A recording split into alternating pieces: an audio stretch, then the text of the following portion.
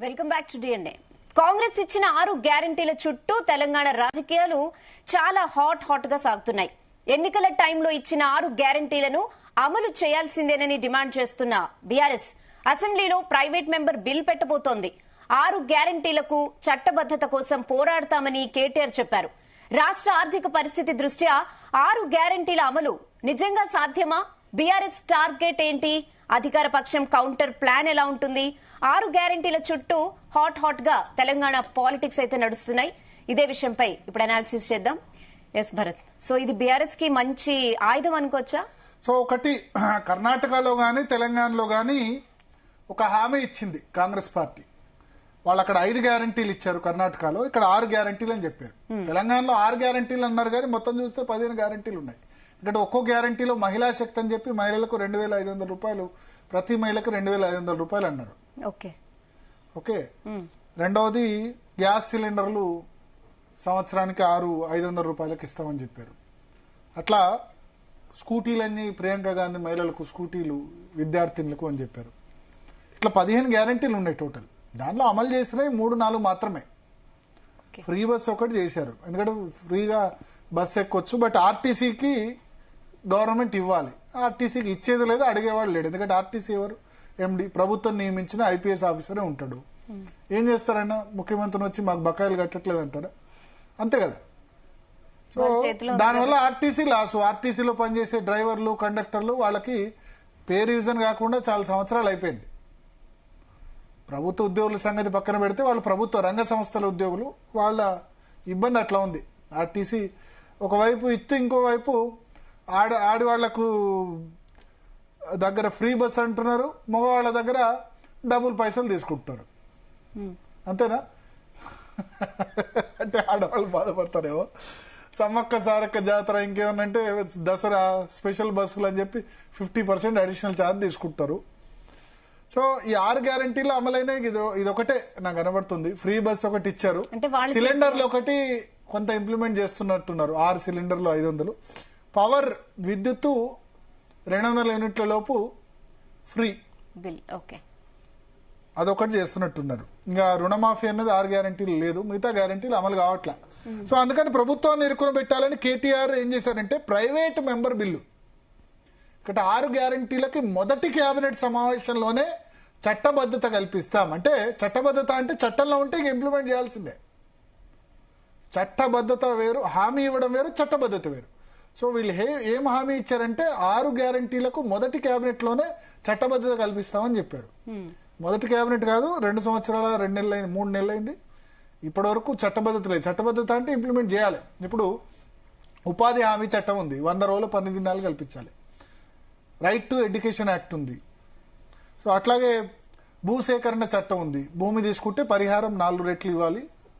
గ్రామీణ ప్రాంతాల్లో అయితే, పట్టణ ప్రాంతాల్లో అయితే 2.5 రెట్లు ఇవ్వాలి. సో చట్టబద్ధత కల్పించే పరిస్థితి కాంగ్రెస్ పార్టీ లేదు. అందుకని ఇరుకున పెట్టాలని కేటీఆర్ ఏం చేశారు, ప్రైవేట్ మెంబర్ బిల్లు ప్రవేశపెట్టారు. నార్మల్గా ఏంటంటే పార్లమెంట్ లో ఉంటుంది ప్రైవేట్ మెంబర్ బిల్లు సిస్టమ్, మన అసెంబ్లీలో కూడా ఉంటుంది. ప్రతి శుక్రవారం ఈ ప్రైవేట్ మెంబర్ బిల్స్ టేకప్ చేయాలి. పార్లమెంట్ లో అయితే స్ట్రిక్ట్ గా ఇంప్లిమెంట్ అవుతుంది. పార్లమెంట్ లో ప్రతి శుక్రవారం మధ్యాహ్నం 2:30 నుంచి సాయంత్రం 5:30 గంటల వరకు ప్రైవేట్ మెంబర్ బిల్స్ ప్రవేశపెడతారు. అంటే ప్రభుత్వం ప్రవేశపెట్టేవి ప్రభుత్వ బిల్స్, ప్రైవేట్ మెంబర్ బిల్స్ ప్రభుత్వం కాని వ్యక్తులు ప్రవేశపెట్టేవి. సో ప్రభుత్వాన్ని ఇరుకున పెట్టేందుకు ప్రతిపక్షాలకి ఒక అవకాశం. ప్రైవేట్ మెంబర్ బిల్ల మీద చర్చ జరుగుతుంది. చర్చ జరిగి సరే అది ఓకే అవుతుందా కాదా అన్నది తెలియదు. కానీ ఇప్పుడు ఇదివరకు తెలంగాణ రాకముందు తెలంగాణ కూడా ప్రైవేట్ మెంబర్ బిల్స్ ప్రవేశపెట్టారు పార్లమెంట్లో. తర్వాత కేవీపీ రామచంద్రరావు లాంటి వాళ్ళు ఏపీ విభజన చట్టం అమలు చేయాలి, స్పెషల్ స్టేటస్ ఏపీకి ఇవ్వాలని చెప్పి వాళ్ళు కూడా ప్రైవేట్ మెంబర్ బిల్లు ప్రవేశపెట్టిన సందర్భాలున్నాయి. ప్రతి శుక్రవారం private members business. Private member అంటే ప్రభుత్వం కాని వ్యక్తులు పార్లమెంట్లో చర్చ జరగాలి, అది అమలైనా కాకపోయినా. బట్ శాసనసభలో ఎవరు ప్రైవేట్ మెంబర్ బిల్స్ ఇవ్వట్లేదు ఇటీవల కాలంలో. సో ఇప్పుడు స్పీకర్కు కేటీఆర్, భారత రాష్ట్ర సమితి వర్కింగ్ ప్రెసిడెంట్ ప్లస్ ఎమ్మెల్యేలు వాళ్ళందరూ కలిసి కేటీఆర్ ఒక నోటీస్ ఇచ్చారు. ప్రైవేట్ మెంబర్ బిల్లు పెట్టి, అది ఆ ఫోటోలో కనబడుతుంది, అదే ప్రైవేట్ మెంబర్ బిల్లు పెట్టి 6 గ్యారంటీలకు చట్టబద్ధత కల్పించండి అని చెప్పారు. ఇప్పుడు ఇది 6 గ్యారంటీల గురించి అసెంబ్లీలో ప్రైవేట్ మెంబర్ ప్రతి శుక్రవారం చర్చ జరగాలి. మరి శుక్రవారం 27వ తేదీ దీని గురించి వాస్తవానికైతే చర్చ జరగాలి. కానీ స్పీకర్ దాన్ని అలో చేస్తారా లేదా? శుక్రవారం నార్మల్గా ఎవరు నోటీస్ ఇవ్వట్లే, కానీ చాలా తెలివిగా కేటీఆర్ ఏం చేశారు, దాని గురించి చేశారు. ఒకవేళ ఆ చర్చ జరిగితే ఏం చెప్తారు? చర్చ జరిగితే ప్రభుత్వం రిప్లై ఇవ్వాలి కదా. రిప్లై ఏం చెప్తారు? 6 గ్యారంటీలకు చట్టబద్ధత మేము కల్పించామన్నారు అనుకోండి, మరి వీళ్ళే హామీ ఇచ్చారు కదా 6 గ్యారంటీలకు చట్టబద్ధత అని. సో ఒక విధంగా ప్రభుత్వాన్ని ఇరుకున పెట్టారు. నాకు తెలిసి మరి స్పీకర్ దాన్ని అలో చేస్తారో లేదో తెలియదు, కానీ లీగల్గా చట్టపరంగా అయితే లేదా శాసనసభ నిబంధనల ప్రకారం శుక్రవారం ప్రైవేటు మెంబర్స్ బిజినెస్ ఉండాలి. గతంలో ఒక ఎగ్జాంపుల్ కూడా కోట్ చేశారు. ఎన్టీఆర్ సమయంలో బహుశా సిహెచ్ విద్యాసాగర్ రావు అనుకుంటా, సిహెచ్ విద్యాసాగర్ రావు ఇంకెవరో పాలిగామి అంటే 2 పెళ్లిళ్ళు చేసుకోవడం నేరమో దాని గురించి ఒక ప్రైవేటు మెంబర్ బిల్లు ప్రవేశపెట్టారట. దాన్ని ప్రభుత్వం కూడా యాక్సెప్ట్ చేసి ఓకే చేసిందట 1980s ఎన్టీఆర్ అధికారంలో ఉన్నప్పుడు. సో ఆ తర్వాత ఈ మధ్య కాలంలో ఎవరు కూడా ప్రైవేట్ మెంబర్ బిల్స్ ప్రవేశపెట్టలే, దాన్ని యూజ్ చేసుకోవట్లేదు. శాసనసభ్యులు వాళ్ళకున్న అధికారాలను యూజ్ చేసుకోవట్లేదు. పార్లమెంట్లో బాగా చేసుకుంటారు, కానీ శాసనసభలో అసలు ఈ సాంప్రదాయం లేకుండా పోయింది. సో కేటీఆర్ మంచి పాయింట్ పట్టుకున్నారు. పాయింట్ పట్టుకుని ప్రైవేట్ మెంబర్ బిల్లు మీద ఆయన నోటీస్ అయితే ఇచ్చారు. దీని ద్వారా ప్రభుత్వం ఇరుకున పడుతుంది. ఎందుకంటే ఇప్పుడు 2-3 గ్యారంటీలు ఇంప్లిమెంట్ చేస్తేనే జీతాలు ఇవ్వలేని సిచ్యువేషన్ ఉంది కదా. ఎట్లా ఇబ్బందులు పడుతున్నారు చూస్తున్నారు కదా. 2 లేదా 3 గ్యారంటీలు ఇస్తేనే, అమలు చేస్తేనే పెన్షనర్లకి డబ్బులు రావట్లేదు, ఉద్యోగులకి వాళ్ళకి సరెండర్ లీవ్స్ ఇవన్నీ రావట్లేదు, ఫైనాన్షియల్ క్రైసిస్లో ఉంది. 6 గ్యారంటీలు అమలు చేస్తే ఎట్లా ఉంటుంది సిచ్యువేషన్? సో ఇప్పుడు దీని మీద చర్చ జరిగితే ప్రభుత్వం రిప్లై ఇవ్వాలా. ప్రభుత్వం నుంచి మేము చేయం చట్టబద్ధత అంటే మరి మీరే చట్టబద్ధత అని హామీ ఇచ్చారని చెప్పి ఫస్ట్ క్యాబినెట్లో చేస్తామన్నారు కదా చట్టబద్ధత.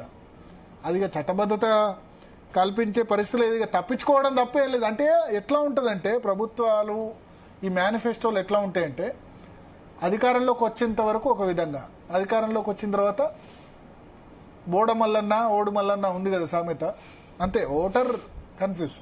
అయితే నేనేం కోరుకుంటున్నా అంటే వ్యక్తిగతంగా ఈ 2-3 హామీలు 15 హామీలు ఉన్నాయి 6 గ్యారంటీల్లో. 3 గ్యారంటీలు ఇంప్లిమెంట్ చేస్తేనే మనం కోసుకున్న రూపాయి లేదనే సిచ్యువేషన్ వచ్చింది.